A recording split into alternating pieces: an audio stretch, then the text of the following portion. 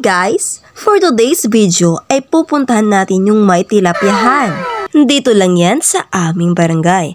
Pero malayo-layo yung sa kanila kaysa amin. Need pa nating sumakay ng motor or maglakad kung walang masakyan.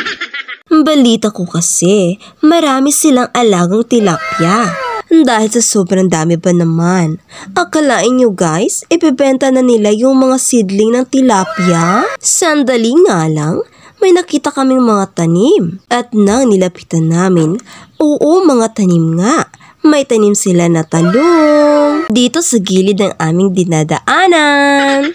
Maganda rin talaga pag may tanim guys. You don't need to buy na in the market. Uy, naka-English yun ha.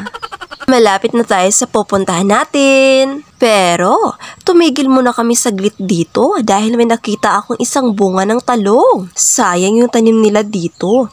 Dahil natuyo yung lupa dahil sa sobrang sunod-sunod na init siguro.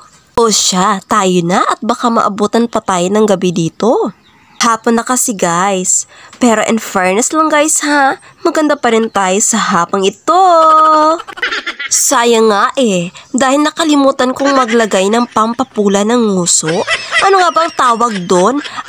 Lip tint pala. Oo, lip tint. Paano ba naman kasi? Ang bibilis ng kilos ng mga kasama ko. Kaya ayun, muntik pa akong maiwan. Ayan tuloy, nauna na akong maglakad sa kanila. Malapit na talaga magtatakip silim. Makita pa kaya natin yung fish pond nila?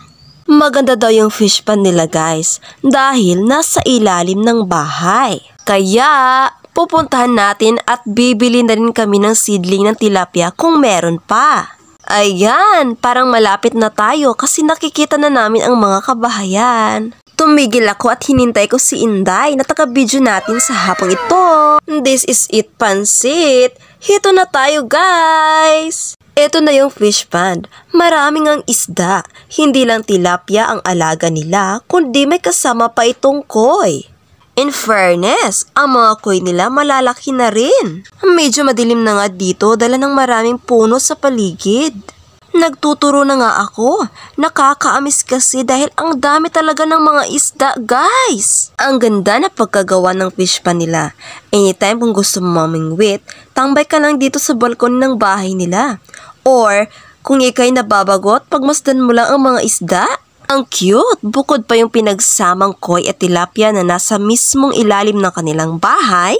Mayroon ding mga isda dito sa gilid ng kanilang bahay. May kasamang goldfish at koi. Sobrang cute ba naman? Naghahabulan pa Itong mga maliliit na koi na super duper cute ay mga anak na daw to na nilagay lang dito. Kaya gandang pagmasdan na tila sa aking pakiwari ay masayang masaya sila habang nasa ilalim ng tubig lumalangoy. Habang ako'y nakatingin sa kanila, tila tumatalon ang puso ko sa sobrang saya.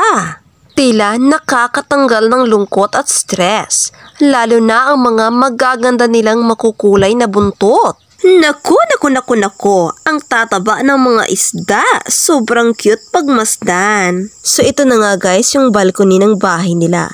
Nasa ilalim talaga ng bahay nila yung fish pond.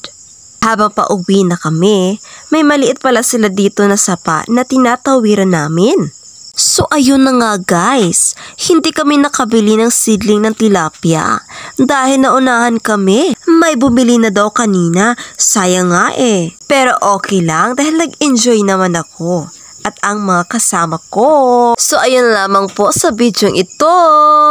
Huwag kalimutang mag-like at mag-subscribe para updated kayo sa mga bago kong i-upload.